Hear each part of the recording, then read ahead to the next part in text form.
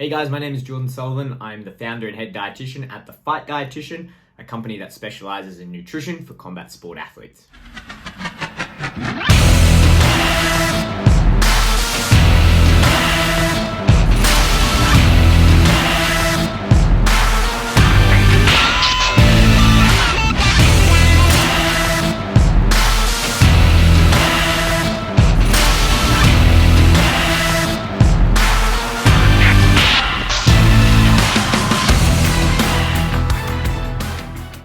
At TFD, we have two core philosophies that guide our practice.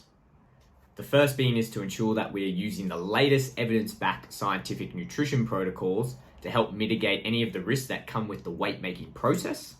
And secondly, to use the principles of performance nutrition to improve the quality of combat sport athlete that goes through our program.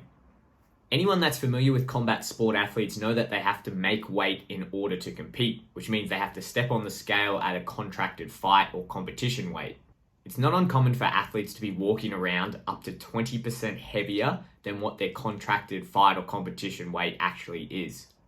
Therefore, in an effort to lose this weight, it's not uncommon for these athletes to remove entire food groups from their diet, feed themselves next to nothing for weeks on end, and exercise excessively to the point that puts them at high risk of injury.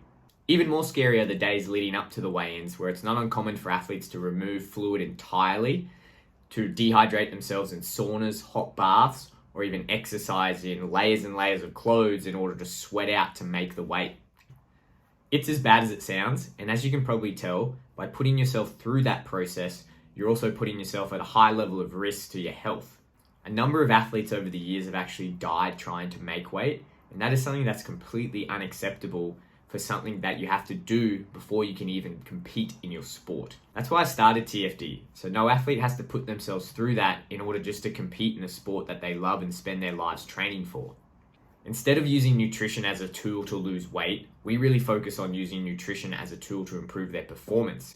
By integrating good nutrition science-backed protocols, we can remove the need to excessively lose a lot of weight in a short period of time, and instead can use the fight camp period to fuel their training, recover appropriately, and make sure that they're losing weight in a slow and sustainable manner leading into their weigh-ins. This approach has seen our client list grow to include over 80% of the professional mixed martial artists that compete in professional organizations in Australia and New Zealand.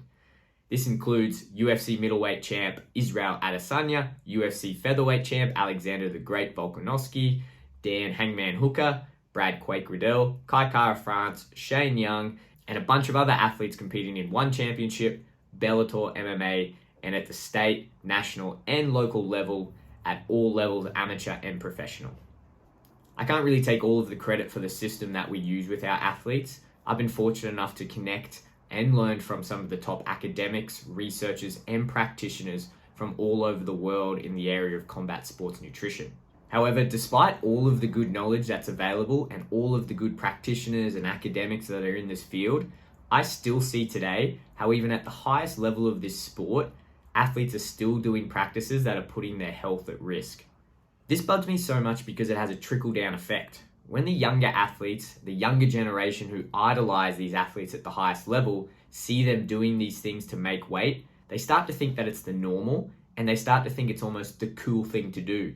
They think it's cool to sit in a sauna for hours, to be running in a sauna suit, to be sitting in a hot bath sweating for hours on end. It's just completely risky to your health, both in the short and long term.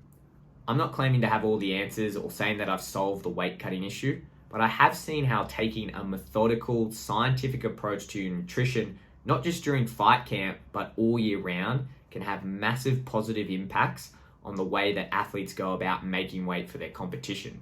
What I want to do in these videos are assess popular YouTube videos of athletes making weight and point out both the good and bad things that their team and themselves are doing during the process. My hope is that by doing this, we can start making it very clear what is acceptable and what is absolutely not acceptable to be doing during this process. Please feel free to comment or shoot me a message if there's a video in particular that you'd like me to watch and review. All right, guys, let's get to it.